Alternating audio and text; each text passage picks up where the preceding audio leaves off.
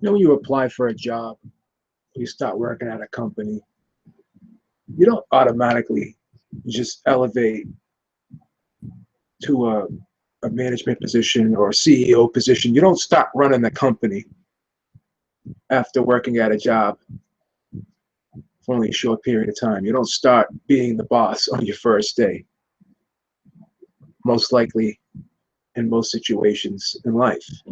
So everyone has to start somewhere. We all earn our rite of passage. We all pay our dues to get to that next level of life. Same thing in boxing. When you look at this whole situation with Canelo Alvarez and Gennady Golovkin, and I hate using this term because this is a term that Floyd Mayweather coined, and a lot of us now are parroting the same term or the same thought process here, the same type of comparison or how to describe the situation. But we look at this A side, B side thing. Obviously, the fighter who's the A side is the guy in the more favorable position when it comes down to sitting down and negotiating a fight with the so-called B side. And in most cases in boxing, there's always a guy that has a little bit more leverage than another guy when they're negotiating a fight. And just because somebody's a champion doesn't always mean that they can become the A side or they have the leverage in negotiations. I mean, you go back in time, even when Paul Williams fought Sergio Martinez for the middleweight title, Sergio Martinez was the middleweight champion, but Paul Williams dictated terms. And if you don't believe me, you can go back to an interview that I had with Lou DiBella. And Lou DiBella said, hey, sometimes in life, in certain situations, you got to make concessions. And even though they were the champion, Sergio Martinez's camp, they had to make concessions to Paul Williams. They agreed to fight Paul Williams at a catchweight because they wanted to fight that bad. It's nothing new in boxing. We've seen it many times. Donnie Leon was the light heavyweight champion, and he fought the bigger name fighter, Sugar Ray Leonard, and Sugar Ray Leonard made him come down to 168, and he made him fight for 2 titles on the same night. And Donnie Leon was the fighter in that situation, was the champion.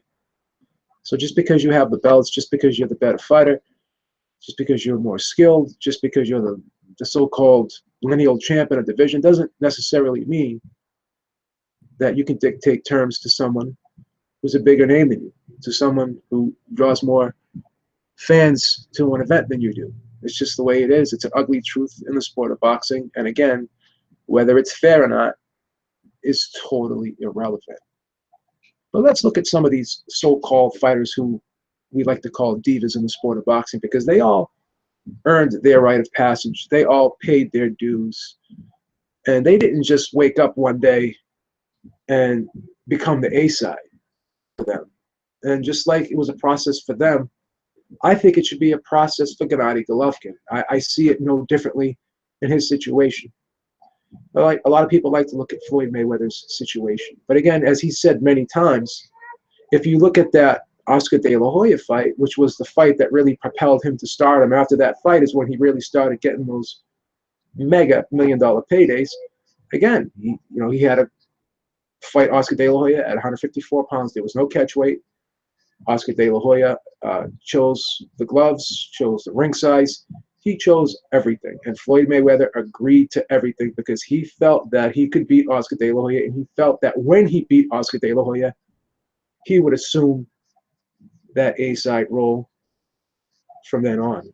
And for the most part, he basically did. And even before that, when he had to fight Gennaro Hernandez in his first title, he was basically the B-side in that fight as well.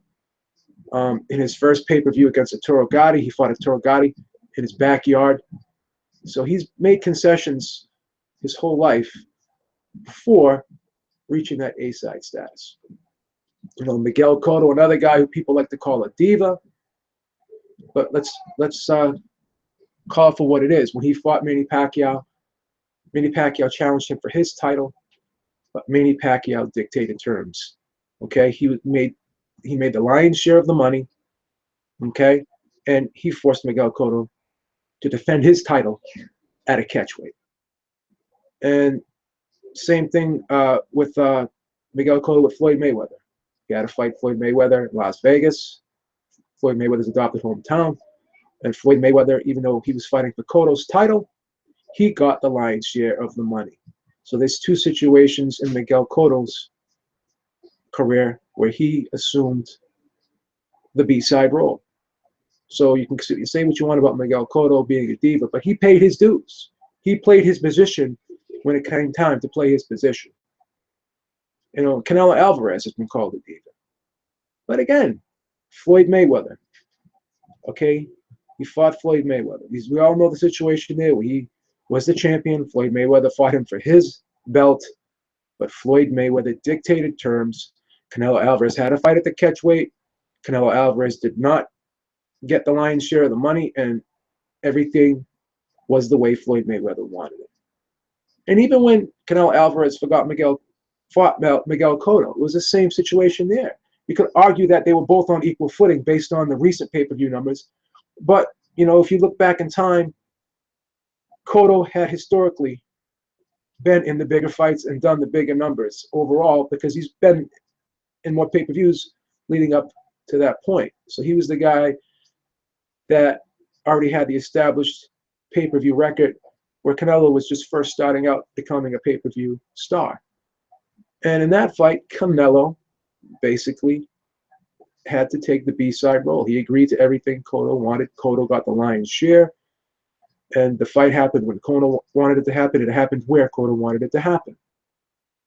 So Canelo has assumed that B-side role twice in his career before he became the A-side, which he is now. So why all of a sudden, when we're talking about this Canelo Golovkin fight, why can't Golovkin in this one fight just make the concessions that Golden Boy and Team Canelo want them to do? If they're so confident they can win this fight, just like Canelo was so confident that he could beat Floyd Mayweather, he was so confident that he could beat Miguel Cotto. So he took the B-side role in the hopes that a victory would elevate him to the A-side role. Why can't Gennady Golovkin have that same mentality and take that same path in regards to this Canelo Alvarez fight when other fighters before him have done it? They've paid their dues. They've earned the rite of passage to take it to that A-side level, that next level in boxing. Why can't Gennady Golovkin do the same thing? Why couldn't he just take the $15 million if he was so sure he was going to win? And then if he did get the victory, which many of us thought he would, then there would be no stopping him. That would elevate his position in the sport of boxing.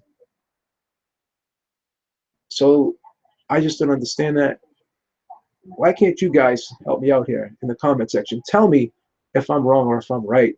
And if, you know, Gennady Golovkin's team is right or Canelo Alvarez's team is right. Because this posturing back and forth, all it's doing is it's being a deterrent for this fight getting made.